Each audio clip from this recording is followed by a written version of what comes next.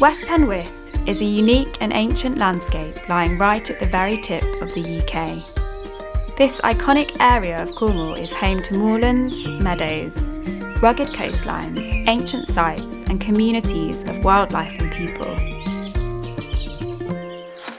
The Penwith Landscape Partnership has uncovered many ancient sites, restored depleted habitats, engaged and connected with landowners, farmers, local communities and conservation organisations, enabling them to come together to reconnect the landscape for both people and wildlife.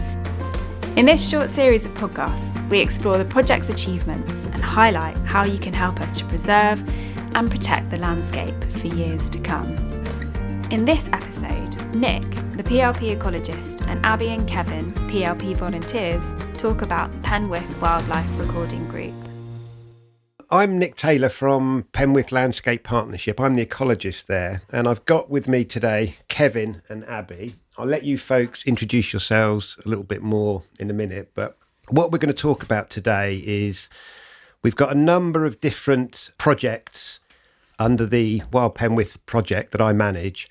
And so we're going to be talking mainly about that particular project, which is a project we run on a Friday.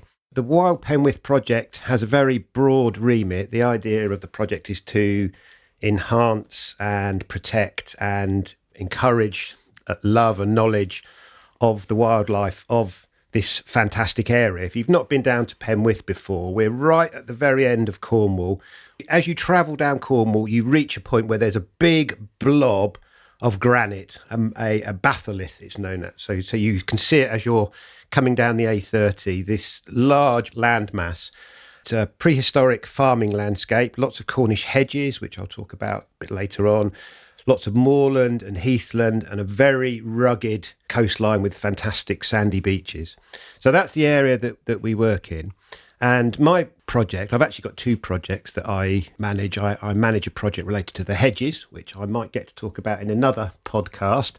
But the Wild Penwith project, one of the things that we were conscious of, we have a group of volunteers that come out with us every week. We've got about 300 volunteers on our books.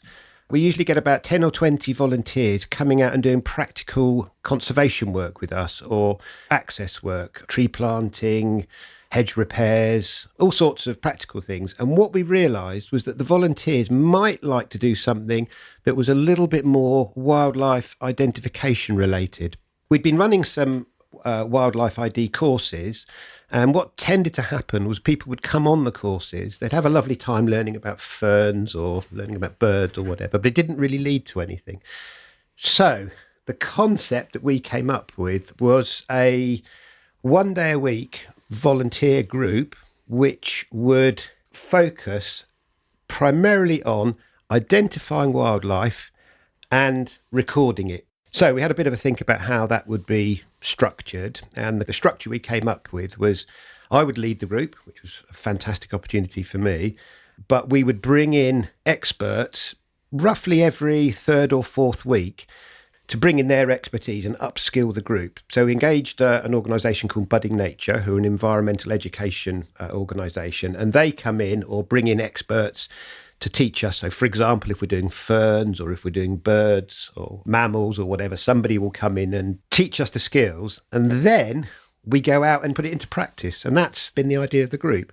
So I'm talking a lot, and I'd like to bring you folks in, because I want you to tell me how it's been for you. So Abby and Kevin, could you tell me how you came across the group and what attracted you to it? Right, so I'll bring you back to 2020 lockdown. I had just arrived in Cornwall to live. One of my dreams for myself was finding an outlet to get into nature. So I was looking on YouTube and saw this videos on the Penwith Landscape Partnership, and then it turns out it was your good self, Nick, who was getting out in a place called Sancreed Beacon, and you were videoing the beautiful landscapes with the moors and the heathers, and you were telling a lovely story about each day you was greeted by a wren on the post. Yeah. And you look forward to that every day, and then you sort of like took us all around there in the trees, and immediately I was like, I have to get to Sancreed. So when we were given the green flag to go out and roam, That was my first place I went to, and I was just blown away by how beautiful it was and how untouched and rawness of Sandcrede Beacon. And it still touches me now when I go there. It's just a beautiful place. It's really lovely for me to hear that the YouTube videos went out and were received like that, because I didn't really know how they were going to go down. It was a really interesting time for us because we'd just gone into lockdown, and it's great to hear that, that landed. That's exactly what I was kind of hoping would happen. It was beautiful, it was just, it fell right in our home. Amazing. Because we couldn't get out, and to see this beauty in front of you and how you could tell your passion for it, that was instantly came across in the videos. Excellent. That's great. So that was what led you to PLP, Penwith Landscape Partnership. Definitely. What led you to the group? Abby, do you want to tell me? How did you hear about it? Yeah, hi Nick. So actually, to be honest, it was kind of by accident. So I was at a slightly rubbish Christmas fair last December. Wasn't the best stalls. There wasn't someone selling lovely wooden spoons.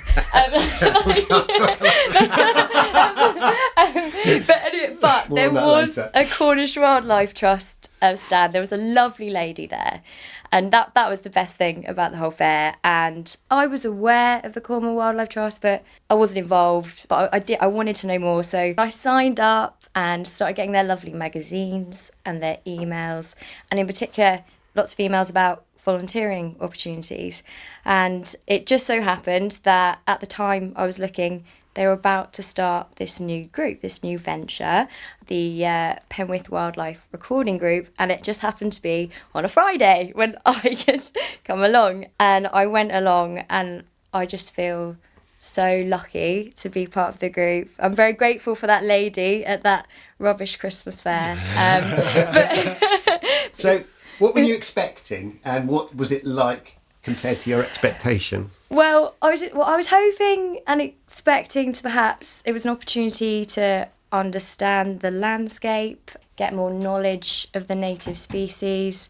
But other than that, I didn't know, and it's just exceeded everything. I didn't realise we'd be with such expert people like yourself and Derek and Sally from Budding Nature, and just the incredible knowledge that's out there.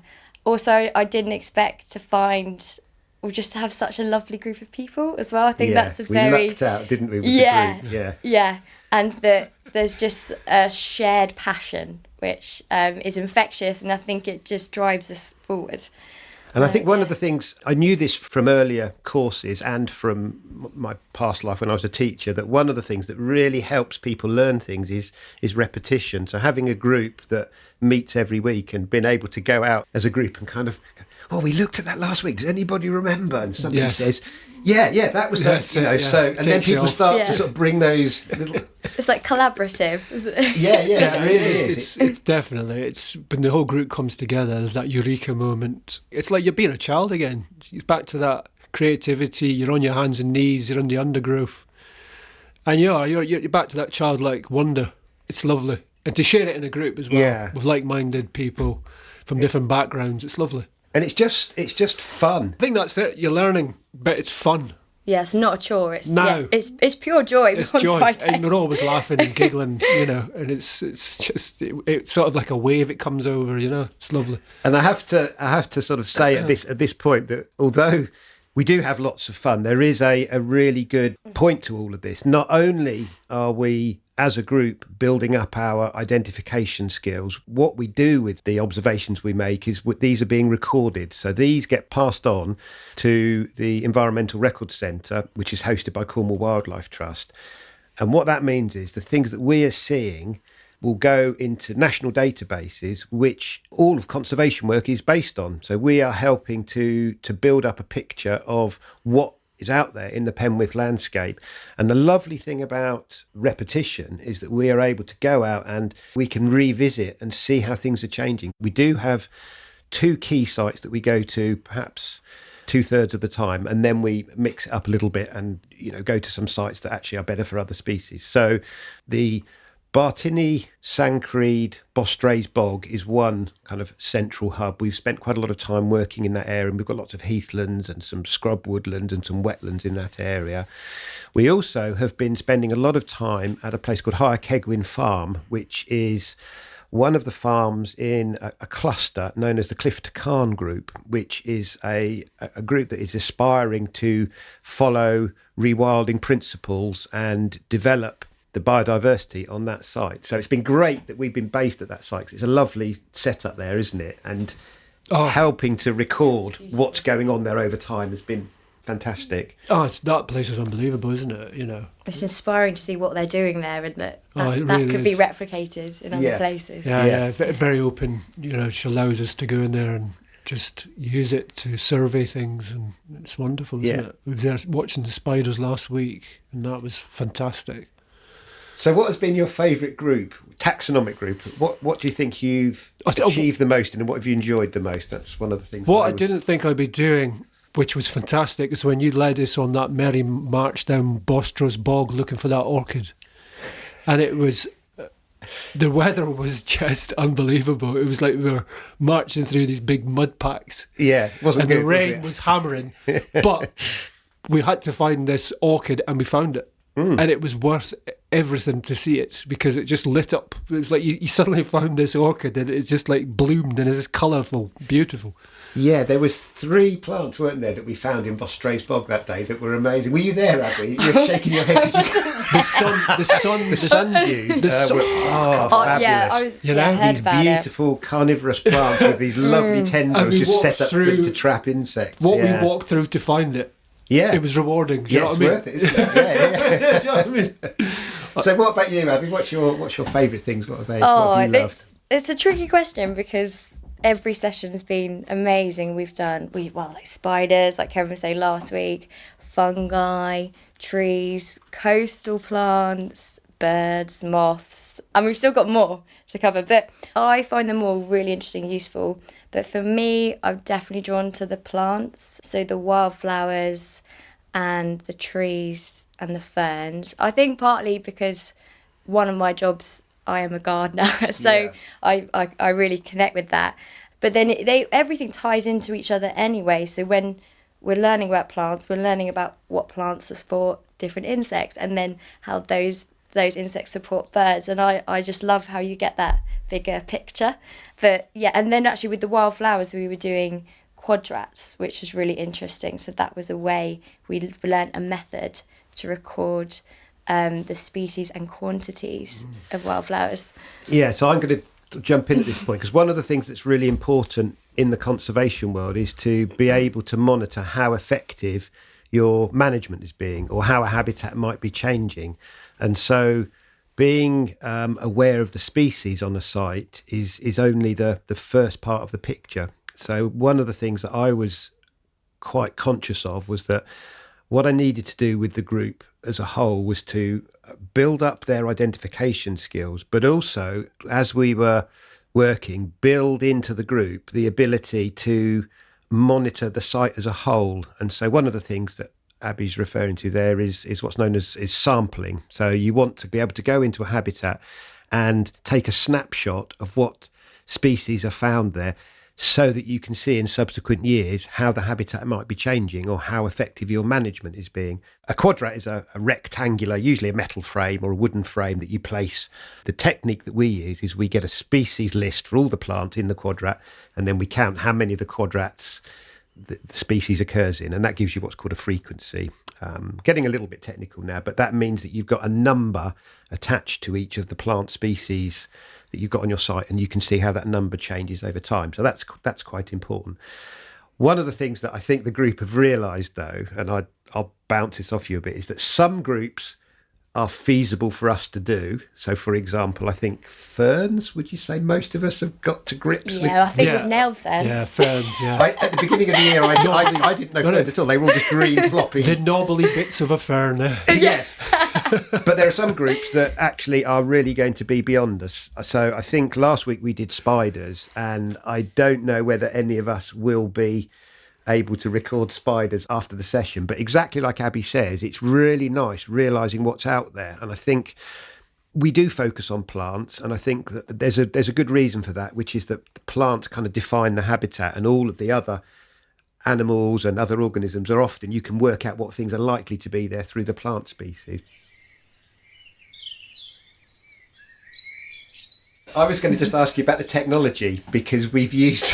Oh, yes. Yeah. Oh. Are we allowed to say this? Yeah, absolutely. I think it's one of the things we found really useful. It's combining both, though, isn't it? You know, like if we're out there looking for fungi, we just take pictures for the fungi, you put it into the app, and then it sort of looks through the picture, and then probably based on the algorithm or AI, which is built into the app for how many records for this particular picture, it builds up, and it's what we'll say is this is 80% likely that this will be this.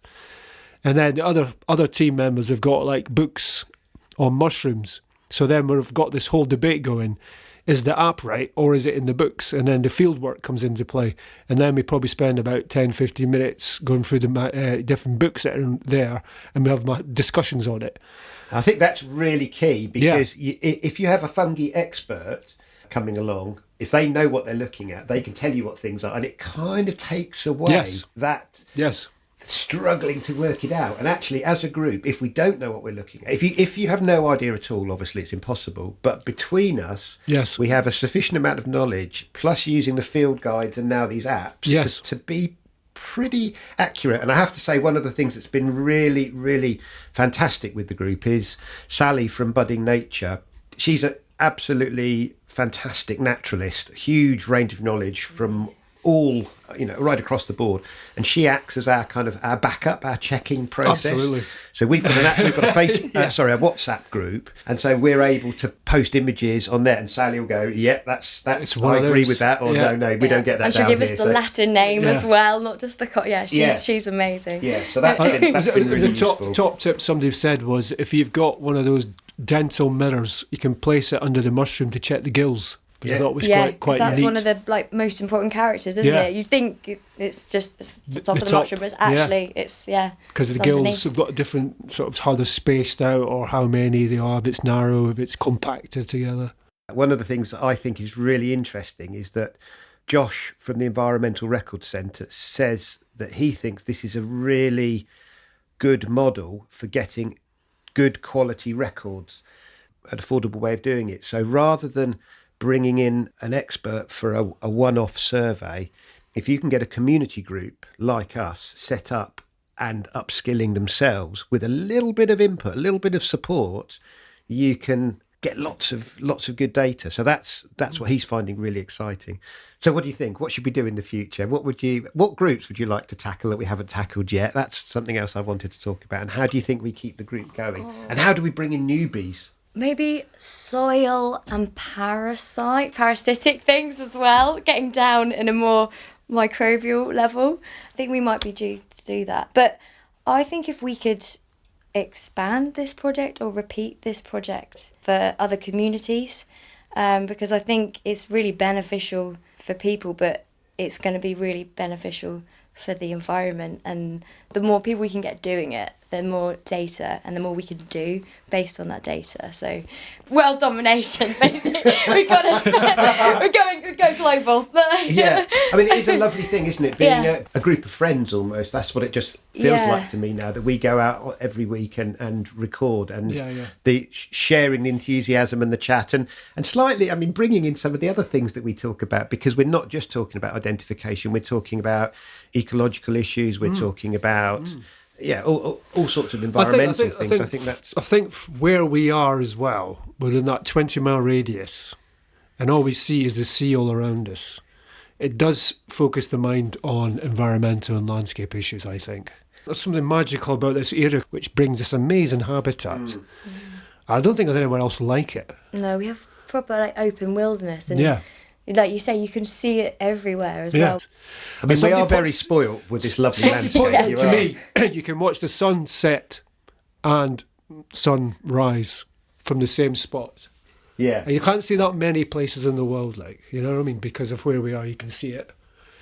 I think, though, It's a group beautiful. like this would work in other areas, because I think once you start looking, you see all sorts of Yeah. Yeah, beauty opens your and eyes. wonder. Yeah, and this is Yeah. why once we did an urban session. When I say urban, we were in St Just, which is hardly urban, really. But even so, just walking around and looking at doing a survey of the plants that are in the Yeah. cracks in the pavements. Yeah.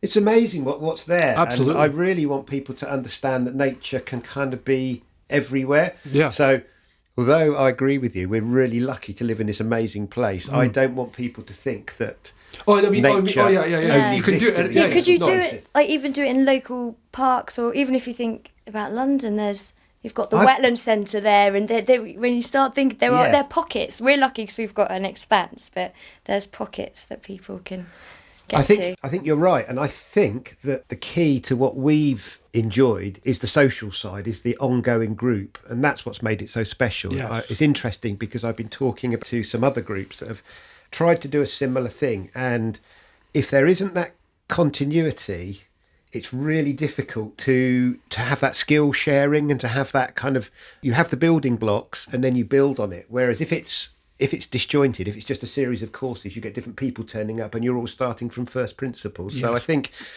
we might have just been lucky with the dynamics within the group, but I think the model is there. I think we've Said kind a of lot. painted a picture of what we get up to.